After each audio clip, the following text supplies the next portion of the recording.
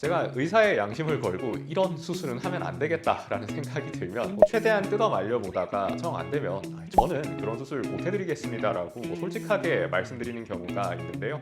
이런 식으로 불필요하게 뒷머리카락을 너무 많이 소모해버리시면 대부분 내가 왜 이렇게 심하게 머리카락을 많이 낮췄지? 라고 후회하시는 경우도 종종 있답니다. M자는 장원장. 안녕하세요. M자는 장원장 장태호 원장입니다. 모발이식 탈모 치료의 코치죠. 그 어떤 탈모 치료보다도 효과면에서 드라마틱하기 때문인데요. 머리카락이라고는 절대 날 수 없었을 것 같은 그런 맨들맨들한 두피조차 머리카락으로 가득 채워놓을 수 있는 유일한 탈모 치료이기 때문입니다. 그런데 이렇게 효과 좋은 모발이식도 하고 나서 후회하시는 경우가 있다는 사실 혹시 알고 계셨나요? 모발이식만 하는 의사 저 장원장이 어떤 경우가 그런지 자세하게 설명드려 볼까 합니다.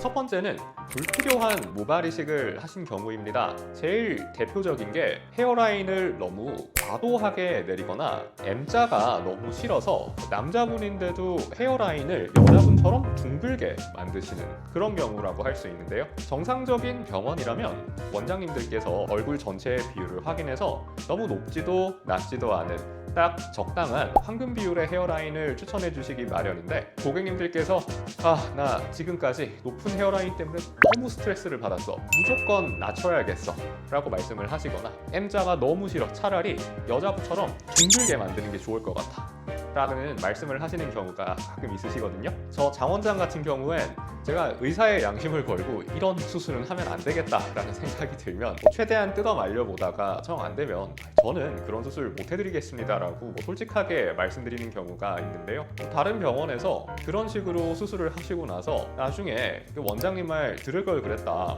어떻게 수습하죠? 이걸 다시 저한테 상담을 오시는 경우도 종종 있답니다. 안타깝게도 뒷머리 모낭은 한정되어 있는 자원이죠. 이걸 불필요한 곳에 너무 많이 심어버리면 이미 사용한 모발을 어떻게 저희가 다시 앞쪽에서 뽑아서 뒤로 보낼 수 있는 노릇도 아니고요. 이런 식으로 불필요하게 뒷머리카락을 너무 많이 소모해버리시면 혹시나 나중에 탈모가 좀 더 진행됐을 때 사용할 만한 모발의 여유가 없어질 뿐만 아니라 대부분 내가 왜 이렇게 심하게 머리카락을 많이 낮췄지? 라고 후회하시고 레이저 데모를 하시거나 왁싱을 하시는 그런 일들이 벌어지고는 한답니다. 게다가 애초부터 무리한 디자인이기 때문에 생착률 역시 높지 않은 경우가 정상적인 수술보다 더더욱 많이 생길 수 있답니다. 피부 입장에서도 한모 심을 때마다 피부에 칼이 한 번씩 들어가 줘야 되는데 아무래도 적게 칼이 들어가는 게 피부 입장에서도 견디기가 쉽기 때문이죠. 그래서 모발이식을 하실 때는 모발이식을 오랫동안 해오신 경험 많은 원장님들과 장기적인 플랜을 세워서 무리되지 않는 선에서 적정선에서 헤어라인을 설정하시는 걸 꼭 권해드리고 싶습니다. 두 번째로는요, 가장 흔한 원인이기도 하죠. 바로 생착률 문제입니다. 제가 모발이식 처음 시작하던 시기에 비하면 지금 2025년은 모발이식 받기 정말 좋아진 세상입니다. 사실 제가 모발이식 학회에서 뵙는 원장님들 중에 정상적인 수준의 수술을 하지 못하시는 원장님들은 이제 더 이상 계시지는 않은 것 같다라고 느낄 정도로 저희 업계의 수준이 굉장히 상향평준화되어 있는데요.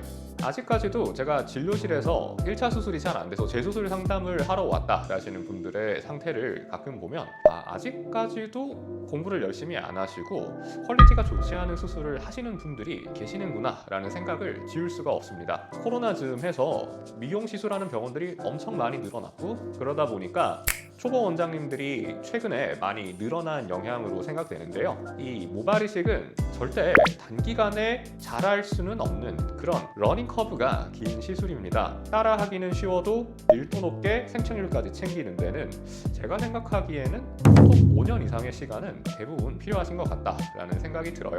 그래서 모발이식 받으실 때 꼭 수술해주시는 원장님들 경력이 얼마나 되는지, 그리고 한 분의 원장님이 수술 처음부터 끝까지 전담해서 진행하는 병원인지 꼭 확인하시는 것 추천드리겠습니다. 세 번째는 모발 이식을 하시기에 적합하지 않은 두피와 모발 특성을 가지신 분들입니다. 예컨대 모발이 선천적으로 너무 가느시다거나 또는 곱슬기가 너무너무 심한, 그러니까 소위 악성곱슬이라고 말씀드리는 분들이죠. 모발이 굉장히 가늘면 무슨 문제가 생기냐면요, 우선 첫 번째로는 생착률이 떨어질 소지가 좀 높아집니다.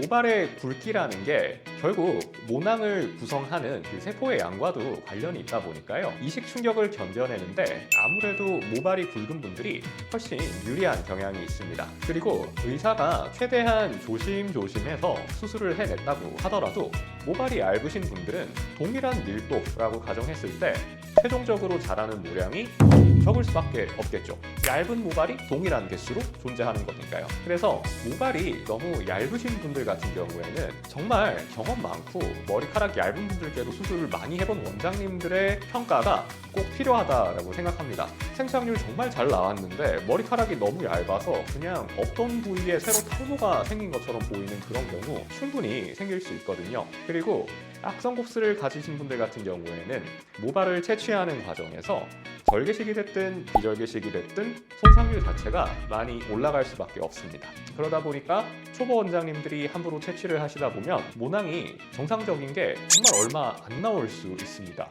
뒷머리는 뒷머리대로 날리고요, 앞쪽에 투자할 것도 없어져 버리는 그런 불상사가 벌어질 수 있으니까 이런 분들 역시 정말 주의해서 병원 선택하셔야 됩니다. 모발 이식 받고 후회하시는 분들 어떤 케이스신지 간단하게 살펴봤는데요, 여러분들의 고민이 이걸로 많이 해결되었으면 좋겠습니다. 제 영상 도움되셨다면 좋아요와 댓글, 구독 부탁드리고요. 궁금하신 점 있으시면 언제든지 댓글로 편하게 여쭤봐 주세요. 제가 성심껏 답변 도와드리겠습니다. 감사합니다. 장태호 원장이었습니다.